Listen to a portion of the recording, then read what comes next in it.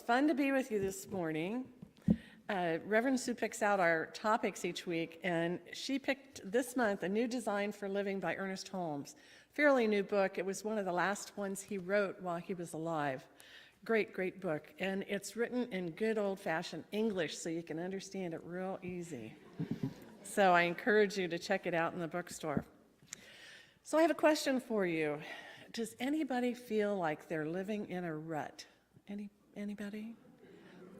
Somebody's going, yeah, a couple people. Well, okay, you're in the right place.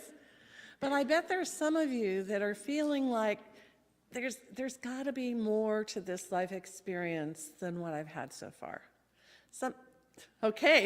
Something's pushing us, shoving us, and questioning us, saying, it could be a lot better only if only or whatever, but there's this urge, and it's a natural urge, and it's part of the universe.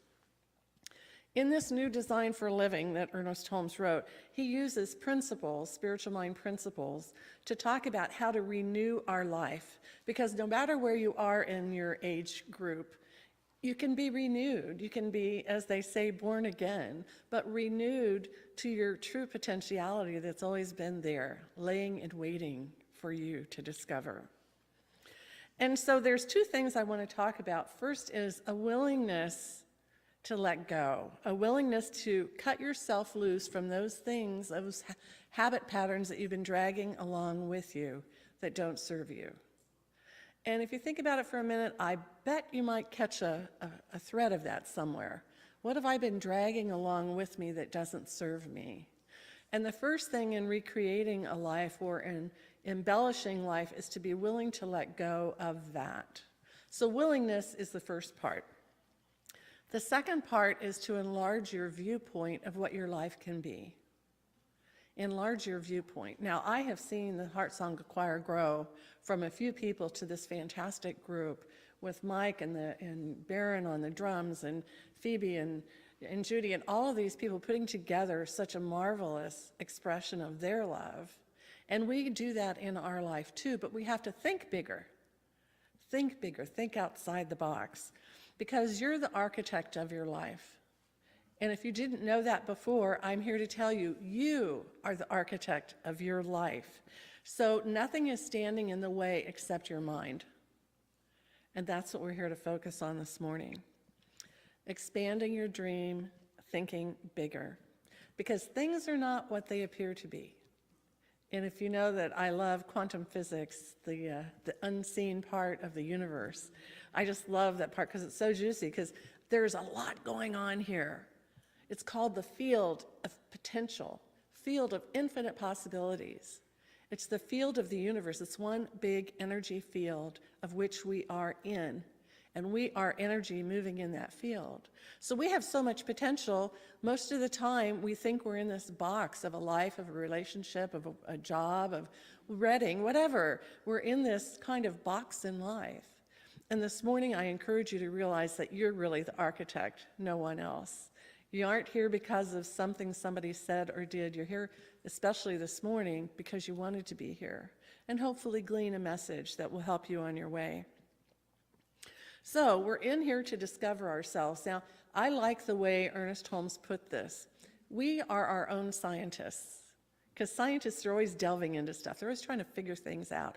We are our own scientists. We have our own laboratory, which is our body and our life. Our life is our laboratory, and we're the ones that get to experiment with it.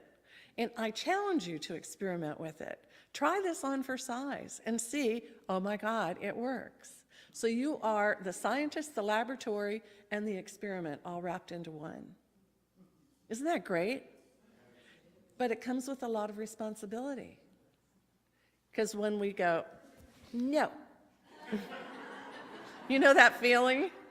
That feeling? Yeah, no. So I'm putting on my white lab coat this morning to tell you that our minds are greater than anything that we've seen. Our minds are greater than our body. Our minds are much greater than our brain. And it's connected to that universal intelligence that we call God. And if God is a word that it's uncomfortable for some new people, we call it Big Sweetie or Infinite Intelligence, your choice. But it's all a unity. It's all one. And that's the great part. we are all brothers and sisters because we're swimming in this field of infinite intelligence and pure potentiality, which is a great word. I love that word. And so to truly grasp this, Ernest Holmes is saying this to you. You're out of your crib. You're out of the crib. You can't hold back anymore. You're out of the crib. You're going to have to learn to walk and talk and be part of this greater potentiality. Isn't that fun? It's really fun. It's very fun, but it takes some talent here. And that's what we teach in classes, which is why I love to teach classes, because it's focusing our energy, because every moment our body's giving off protons, and you can feel my energy and I can feel your energy, and we're all swimming in this kind of soup of life. So our mind is energy in action. So when people say your thoughts are things, that's kind of a hard swallow because you want it to be a thing. But it's energy in action. Our thoughts are these little packets of energy, ping, ping, ping, going all over the place. And if we can focus them, they have more energy. And if we repeat them, they have more energy. And so they kind of all clump together, and all of a sudden, by the end of the day, we have our intention about our life. Because these balls of energy clump together, they become our intention. Am I intending on contributing to my relationship in a loving way? Am I intending to do my job the best I can, even though it's drudgery? What is my intention for my life today? So Lynn McTaggart is the author of a book called The Intention Experiment. And I love her because she's an investigative reporter. And she said, I want the hard facts, ma'am. Remember that show, Dragnet? Just the facts, ma'am. And so that's what she goes for. And she travels all over the world. And this whole book is about intention.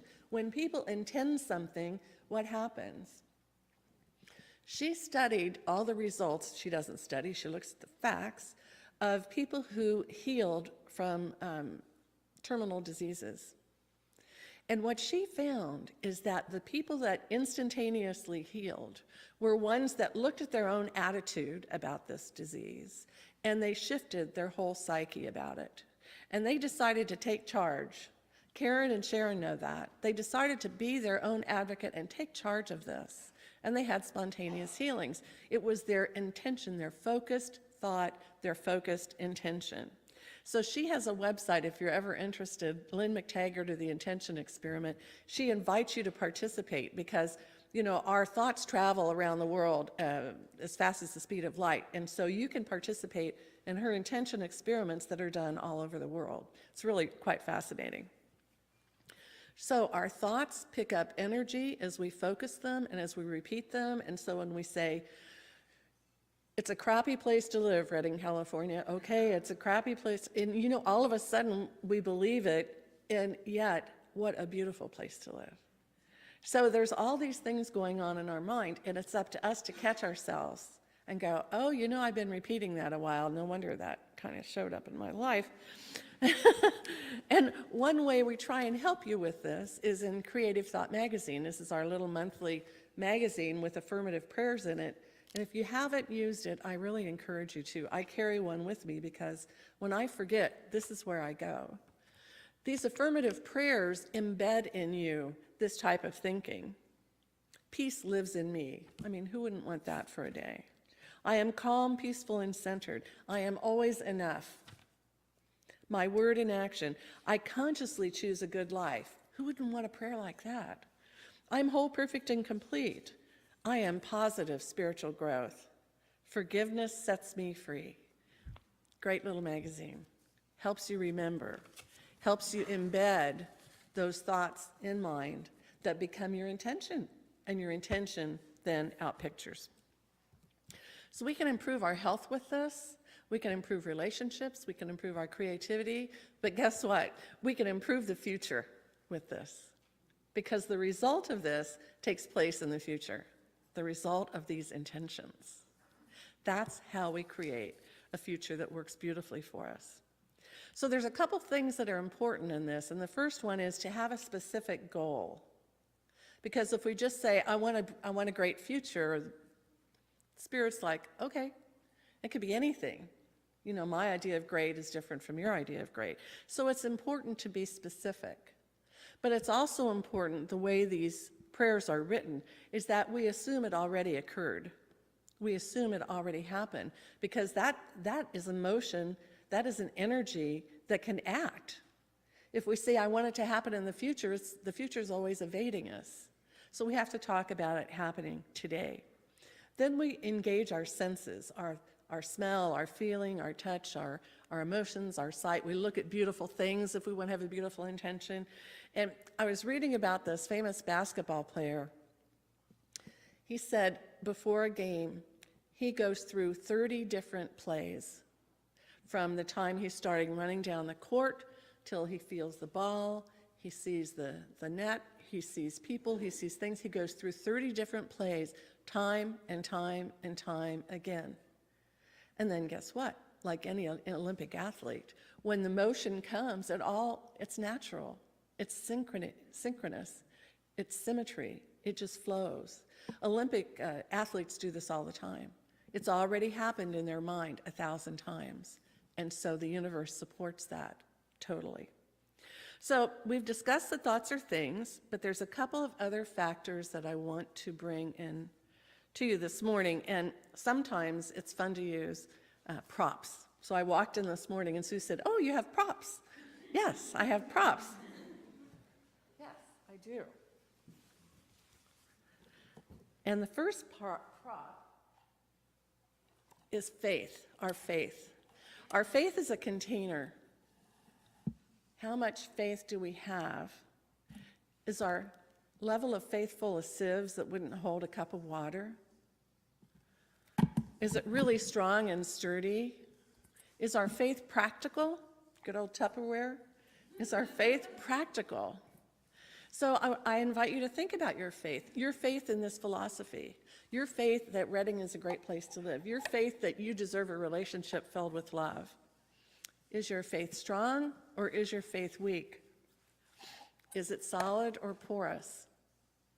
Think about that, and think that if you have a strong, strong faith, what that does to start the ball rolling when you declare for yourself, I have a life filled with love. I am prosperous. I have a job that I feel bliss when I'm there at my work. So faith is the container. But then it's our mental equivalent that is the shape. My mental equivalent for a loving relationship has shown up with my husband. Now, some people have a mental equivalent of a relationship that's quite different, that may be something they learned when they were growing up, that relationships are full of strife. They're not always happy, you just endure them. It could be a mental equivalent of just about anything. So the mental equivalent is the shape. Now, I went out and picked this gorgeous, gorgeous yellow rose from our garden out here this morning. And when I put it in this container, it doesn't do too much for me.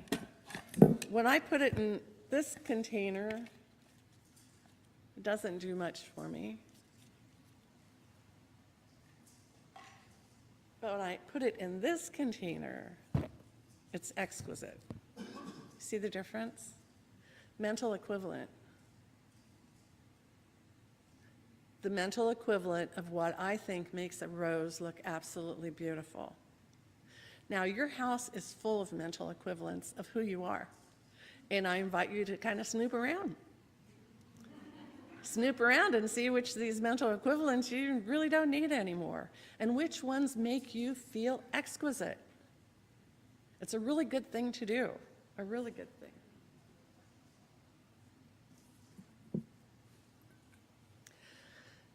So, mental equivalents in your life. Important to think about them, and you can tell when you look around you. Is your house spacious or is it cramped? Is your job blissful or is it drudgery? That's your mental equivalent, what's going on in your mind, whether you're consciously realizing it or not. Now, Paul and I are choosing to live in a cramped, tiny room for 3 weeks next month when we go on a European river cruise. So you were feeling cramped, weren't you?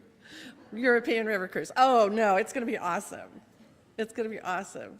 So we'll be gone most of the month of June, but just think of us with that little teeny tiny deck that we get to peek out and watch the castles and all that, because that is our mental equivalent of a trip that we've wanted to take a long time. Last summer, we had booked it last summer, and he had to have his knee replaced, and so that was what he needed to do to get strong enough to walk up all these mountains and these hills and countries that we're going to see. But it's time to think about what you're accepting for yourself in life. And it's been a while since we've done something like this, but it's going to be worth every moment of it. So that's our mental equivalent right now. It's time to really enjoy the world. So it's often thinking outside the box. I met a woman about a year ago who came to me because she had a string of disastrous relationships. And I probably wouldn't think of them as disastrous, but she sure felt that way. So I said, well, what are you attracting? What mental equivalent are you attracting? And she said, well, I'm attracting men that I can fix because I'm really good at that. And no, you don't want to do that. I'm attracting men that need me because I have a lot to give. What do you get with a partner that's needy? You get someone who's jealous and controlling, because they need to control you. That's their need. Anyway, so we finally kind of worked through that, and I said, well, what is the mental equivalent of what you'd really like to have? Well, she said, someone who's loving, who's in integrity, who's intelligent, who's generous. I said, well, here's the tough part. Here's the secret. You have to be that. If you're not that, it's not going to show up, because your mental equivalent will show up. So that's what we're here to do, to decide what it is that we want and be that. Be the loving, kind, intelligent, generous, supportive person. And sometimes that's hard, because sometimes we've learned to be dependent or codependent or some other psychological description. But if we decide what we want, we can get it. But first, we have to be the little ball of energy that gathers like energy, that vibrates at a certain level, that the other person who's just like that shows up. So when we go, I don't like this relationship, we have to think about what our energy is, where we're vibrating that energy, where we're putting that intention in mind without consciously understanding what's really happening here. So you're the architect. You're the scientist, you're the designer, you're the experiment, you're all of that, all in one. So, what's your measuring cup? Are you a quarter cup person? Is that all you can handle in life in a relationship? Are you a half cup person? A third cup? A whole cup? What is it in life that you're less than whole in? Then you know what it is. You just pick one, you don't have to pick a dozen. But if you're a quarter cup person, come and see me. And I mean that sincerely. I mean that sincerely. That's what we're here to do. That's what practitioners are here to do, to help you see that the quarter cup is not you. It's not who you are. It's not who you're meant to be. It's not who God made you to be, because you are a creation of the one to live life in the fullest way possible. And if you're doing anything less, you're a quarter cup person. It's time to get past that. It's really time to get past that. So our mental equivalent, you know, Sue and I have been interim pastors, co-pastors here for almost a year. It'll be a year on June 1st.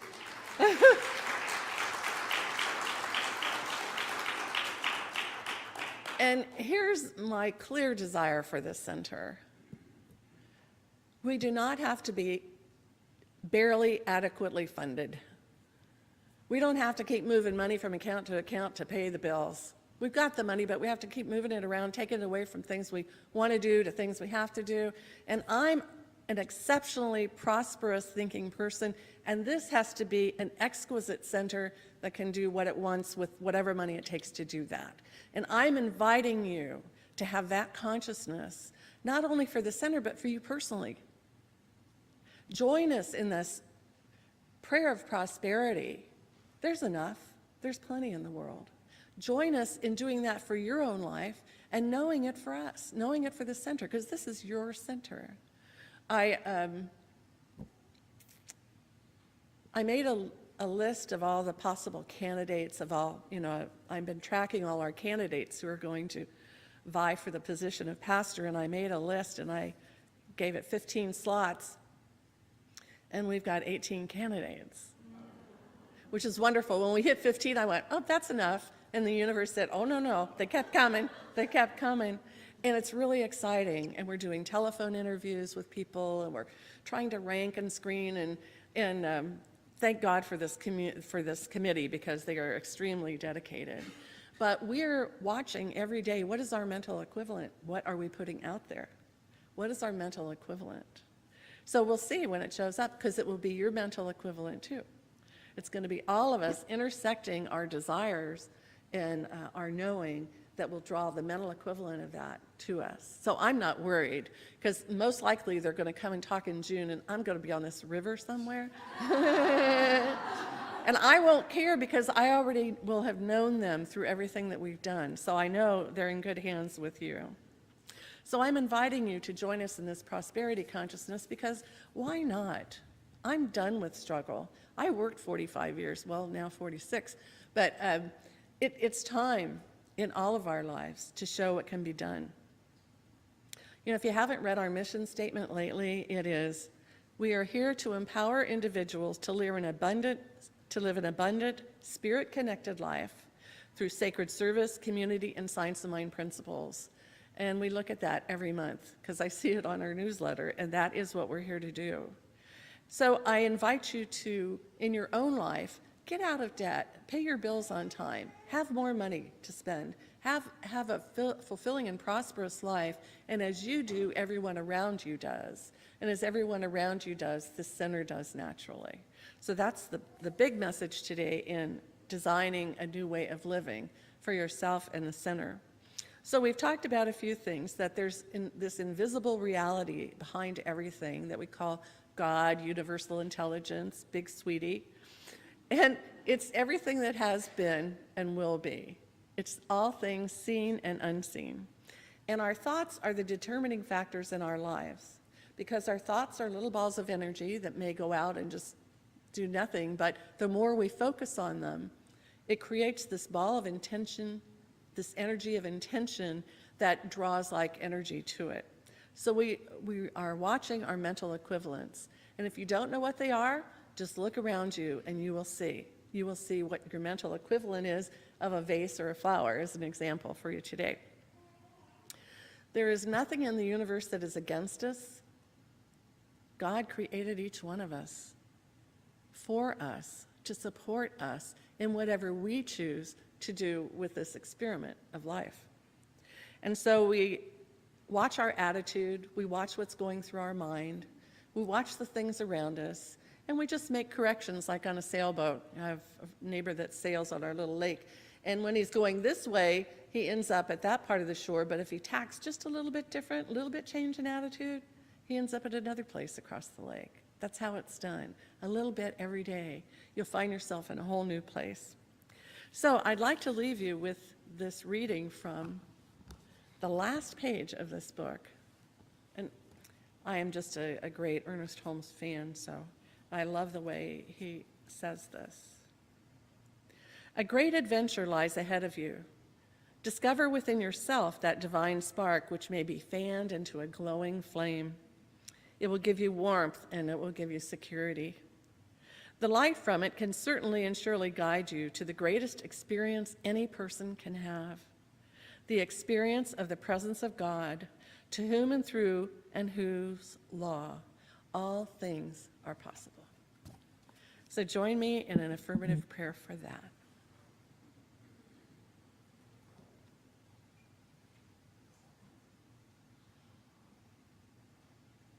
In this moment, I feel the presence of God.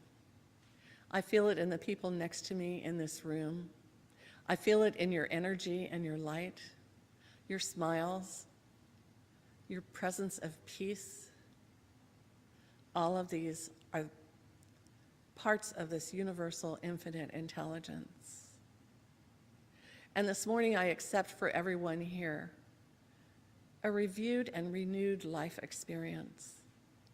As the architect of your life, as your body resembles the experiences and the thoughts and the beliefs in your mind, as your whole life shows you the power of the mind, we are humbled in knowing that we've been given this talent, we've been given this right, and we are fully supported in this. So I rejoice at meeting 100 new architects, 100 new scientists, ready to explore and experiment. From this moment forward, we are out of the crib, we're into the world, and it is an adventure.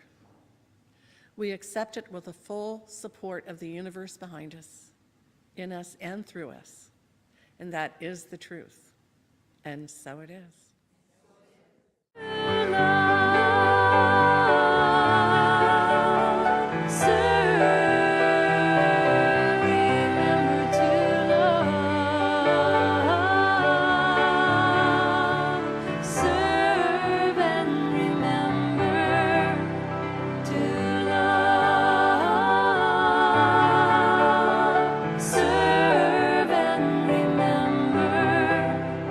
To love, serve.